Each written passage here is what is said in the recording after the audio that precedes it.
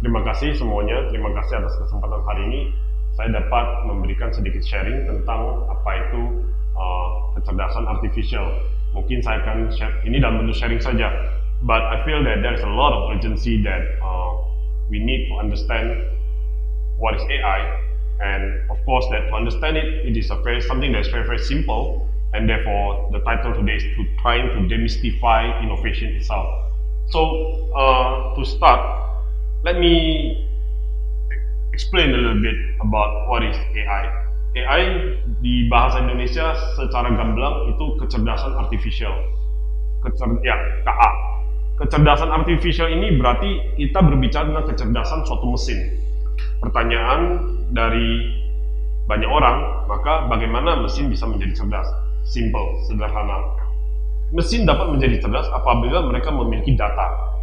Exactly like a human, seperti manusia. Kita menjadi pintar pada saat kita diberikan berbagai informasi yang masuk. Apapun informasi, pengalaman kita bersekolah, kita diberikan ilmu, itu pada mesin itu seperti data yang masuk ke dalam diri kita. Nah, manusia perbedaannya kita memiliki suatu emosi yang menciptakan segala sesuatu itu tidak konsisten. Tetapi mesin, pada saat kita memasukkan data ke dalam, yang kita ciptakan otaknya ini sedemikian baik, masa ke masa sedemikian baik, sedemikian canggih, maka mesin ini akan berfungsi sebagai otak kepada mesinnya ini, kecerdasan artificial ini sendiri. Therefore, it can take an action, can make a decision, and so can make an action out of it. Contoh nyatanya mungkin teman-teman semua banyak mendengar tentang AlphaGo. AlphaGo itu di Korea Selatan mereka berhasil mengalahkan pemain Go terkenal di Korea Selatan, pemain dunia. How is the machine can do that? Because the machine starts to think what will be the logical and the best set of action. Pada saat dia kalah, dia akan analisa kenapa dia kalah, kenapa he make a bad move, and then he will think of another move that he has not done, or at least he does not repeat the mistake. Berbeda dengan manusia. Manusia cenderung mengulangi kesalahan karena manusia adalah makhluk sosial yang mengambil banyak keputusan-keputusan irasional, subjektivitas, seperti emosi dan seterusnya, dan suasana hati kita pada saat itu, dan bias, a lot of bias going around. But machine itself could not be able to do so. So, apabila demikian, maka jelas kita menjadi nampak ada satu kelemahan daripada kecerdasan artificial ini yang dapat kita ambil, terutama orang Medan, terutama kita yang ada di Indonesia, apalagi orang Medan. Kita selalu berpikir, aduh, gimana ya Pak ya, kita kalau di Medan ini jangankan inovasi Pak, kebanyakan semuanya ada di Jakarta. Jangan takut, justru karena kecerdasan artificial ini membutuhkan data, maka data dari mana dapat dia dapatkan? Apakah di Jakarta dia dapatkan tentang apa yang kita makan hari ini, tentang bagaimana kebun sawit hari ini, buah mana yang lebih baik yield-nya, proses bagaimana yang jauh lebih baik, bagaimana kita berkendara. Mereka tidak akan mendapatkan itu di Jakarta, kecuali kalau kita menyerahkan data tersebut ke Jakarta. Dengan kata lain, kecerdasan artificial ini saat ini ada di tangan kita sendiri. Contoh, bagaimana kita bermain TikTok. TikTok itu adalah AI. Atau Instagram. Semakin banyak like, semakin banyak kita melihat satu postingan, maka mesin akan belajar. Rupanya orang Medan senangnya ini postingan seperti ini. Then they will learn. They will know about our behavior. And therefore, AI is used much in the area of advertisement. Sekarang bagaimana kita orang Medan dapat mengendalikan ini? Dapat menggunakan AI ini sebagai tolak ukur agar kita dapat bangkit dari segi inovasinya ini sendiri. Bagaimana kita dapat mendorong komunitas kita ini jauh lebih baik. Dari segi bisnis, jelas di Amerika Serikat kita lihat earning before interest and tax di perusahaan-perusahaan yang menggunakan AI, EBIT-nya naik hingga 20%. So the real money is there, the real benefit is there, the incentive is there. Di Medan bagaimana? Jadi tentu saja dalam topik hari ini saya ingin mencoba untuk mengajak teman-teman semua, ayo kita belajar dengan artificial intelligence. Jangan takut dengan namanya itu sendiri, sebab artificial intelligence itu adalah game changer. Apa yang akan terjadi kemudian? Dahulu pada saat belum ada Facebook, belum ada Instagram, kesannya kalau kita pemilu itu biasa-biasa saja. Kita senang sama siapa, kita coblos. Tapi sekarang permainannya di 10 tahun terakhir itu sangat kencang sekali. Karena apa? Karena ada Instagram, ada Facebook, kemudian muncul Cambridge Analytica, dan seterusnya. 5 tahun ke depan, apa yang akan terjadi? Never know. What will come up later on? What kind of information that they can play on? What kind of information they can get an advantage of? So, we should be an active player instead of the consumer itself. We should play an active role. And therefore, the question is that, what will happen in the future? Ini akan membawa saya kepada pembahasan saya selanjutnya, sharing saya selanjutnya tentang kira-kira menurut teman-teman di Medan 5 tahun ke depan itu seperti apa? What will be the future of the education? What will be the future of the government? So, when we talk about innovation, inovasi, AI, dan sebagainya, kita tidak bisa terlepas dari apa yang kita ingin lihat di 5 tahun ke depan. What the future is going to look like. We should not be taken as an passive, bukan barang yang pasif yang akan dibawa kemana saja. Seperti kata Stephen Hawking, kalau memang nggak ada, kita bilang saja, kalau katakanlah suatu benda dilepaskan saja, dia pasti akan jatuh ke bawah. Ada namanya gravitasi. Apakah kita hanya akan menjadi objek seperti itu? Kalau ada gravitasi kita jatuh ke bawah gitu saja? Tentu tidak. Kita harus menentukan arah kita. Jadi kalau kita lihat foresight thinking kita ke depan, we look forward. Kalau kita tidak melakukan apa-apa, tentu kita akan mencapai satu titik. Like what we are today. It's fine, tidak ada masalah. Ya sudah, tapi ya kita begini-begini saja. Tapi dalam tempo waktu 5 tahun ke depan, itu namanya, kalau kita tidak melakukan apapun, itu namanya projected future. Which means that without us doing anything, we will still get old. I will still have a family. My daughter will grow up. She will be 7 years old by then. But nothing happened. I don't play active role in this society. I wanted to claim myself innovation. I wanted to claim myself as an innovator. I can just address myself as so. But what kind of innovation that I've made? Hari ini orang-orang bikin satu komputer app saja, bikin mobile app saja, orang sudah merasa dia startup. It's not. It is not. I have to tell you. The sad truth is everybody is doing apps, and there's nothing big about it, and it does not solve any problem in the society. But it makes you happy, it makes the developer happy. But it's not the way that we have to do it. The way we have to do it is that we have to look at what is needed in the society in the next 5 years. What are the problems we identify? We know that there's a lot of problem and we tend to rest it in the hand of the government. Oh, ini sebentar lagi sudah mau pilkada. Oke, saya pilih nomor A, saya pilih nomor B. Karena si A lebih baik, si B lebih baik. Kenapa kita menggantungkan diri kita kepada orang yang tidak kita kenal? Ya, karena kita pemerintah. Karena mereka pemerintah.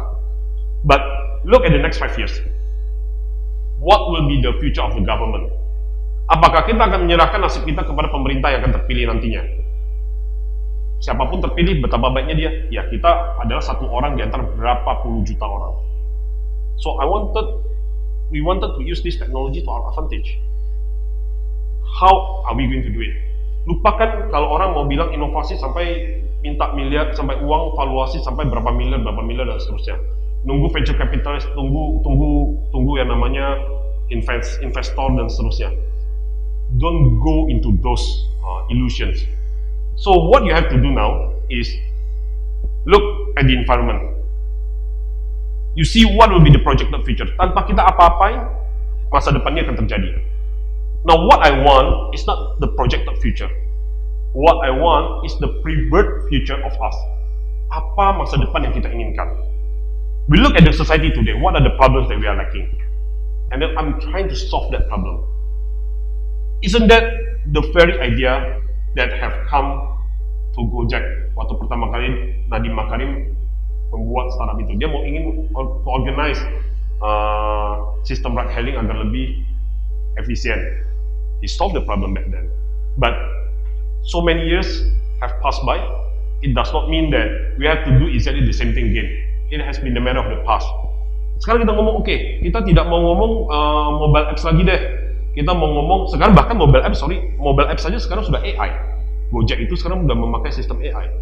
Nah, kita jangan mengkotak-kotakan diri kita mobile apps dan sebagainya. We look at technology not as a technology, but as a tool. Don't make things difficult for yourself. Contoh, kita kemarin sempat heboh Internet of Things.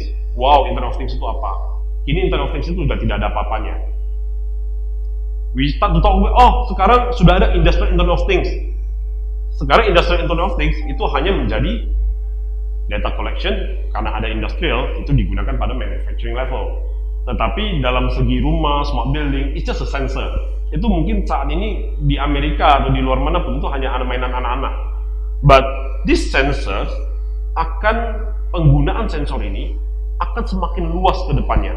Hari ini kita tidak tahu sensor apa yang akan digunakan. Tetapi sadar atau tidak sadar, semua dalam tempo waktu 5 tahun ke depan, semua orang akan menggunakan sensor dalam kehidupannya. Kita akan terinterkonektivitas dengan sensor.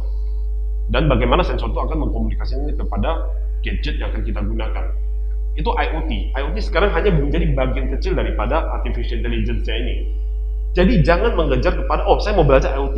Too late, bro. You are learning IoT today, the next day it will be obsolete. But it does not mean that you don't have to learn IoT. But what you have to learn is that you have to be sensitive on what the society needs. Your entrepreneurial spirit. That is exactly the true spirit of all the innovation. So, when I say about demystifying innovation is that innovation is a method. It is not the way that I want to be innovator. You make a big mistake. When you became an entrepreneur, you are trying to create a demand. Jadi, balik lagi, entrepreneurship bukan hanya kita hari ini buka usaha kerupuk, kita buka usaha sendiri, lalu namanya kita wira swasta. It's not. Wira swasta menciptakan suatu demand baru, suatu market baru. Di situ kita membutuhkan inovasi. So, innovation will come by the way you wanted to solve the community problem. So, back again, saya tidak ingin bicara tentang AI terlalu jauh, contohnya seperti kayak Google. Di Medan nanti tiba-tiba ada seperti perusahaan kayak Google. No, we won't have. Kemudian ada siapa lagi contoh dari perusahaan AI? Netflix, yang tiap hari kita tontonin, setiap malam, setiap hari, luangkan waktu sampai berjam-jam untuk nonton begitu saja, itu ada AI. Those are company that have made good use, that have capitalized the technology of AI. And AI bukan hanya terbatas pada Netflix, Google, kemudian siapa lagi, Facebook, Instagram, Tesla. Itu AI bisa saja dilakukan pada perusahaan konstruksi, seperti perusahaan konstruksi saya di PT Nadi. Perfectly can be done. AI bisa dilakukan di pendidikan, bisa dilakukan di banking, bisa dilakukan untuk cyber security melalui face recognition systemnya, building management. Di bidang hukum, kita bisa mensimplifikasi pekerjaan-pekerjaan hukum yang banyak tulisan-tulisannya itu. Banyak hal lagi yang bisa kita lakukan. Everything. AI touches every single aspect of our life. And it will run and it will come very, very fast into your front door. And maybe your front door is an AI-powered door as well. So, the key thing is that tujuan daripada sharing kita ini bukan untuk menakut-nakutin, tetapi justru kita harus menerapkan suatu mindset yang open-minded. Idea is cheap, but it is how you wanted to learn about technology, how you are open-minded to the technology, but the technology is for the good of the people, for the good of the community, trying to solve the community problem. And that is where a lot of companies are coming into Medan. I still remember beberapa waktu lalu, kalau nggak salah tahun 2017, saya sempat ngomong ke salah satu perusahaan di Singapura. Saya undang mereka ke Medan untuk mengembangkan komunitas startup yang ada di Medan. Mereka bilang, satu kalimat yang mereka katakan, di Medan ini masih belum ready.